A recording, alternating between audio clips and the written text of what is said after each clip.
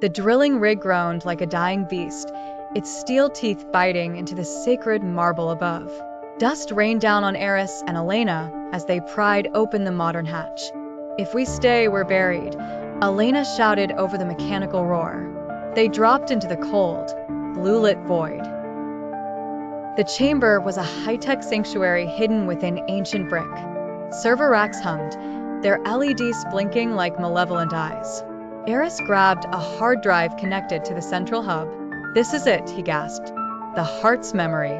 We have exactly 60 seconds to vanish." The pipe was a claustrophobic nightmare. Aris could hear the splash of boots behind them. The keepers weren't giving up. The tunnel sloped downward, leading them deeper into the bowels of the city. The air grew thick with the smell of stagnant water and old iron. Suddenly, the pipe opened into a vast underground cistern. The water was waist-deep and freezing. "Look for the light," Aris urged, holding the drive above his head. In the distance, a faint orange glow flickered, a street lamp reflecting through a storm drain. They waded through the murky water, their muscles screaming from the cold. Behind them, the beam of a high-powered flashlight swept across the brickwork. The mercenaries were gaining. Elena found a rusted ladder leading upward. "Go, Aris. I'll block the hatch." She kicked free, and they slammed the grate shut, jamming it with the crowbar. They didn't stop to catch their breath. They sprinted toward the river, the shadows of the city their only protection. The roar of the drilling rig was now a distant, muffled thud.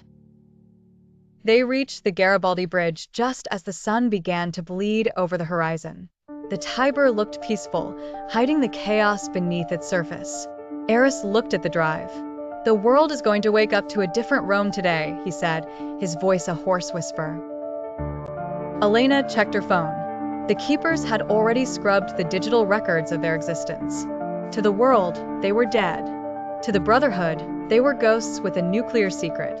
"We need to get to the embassy," she replied, before the narrative resets.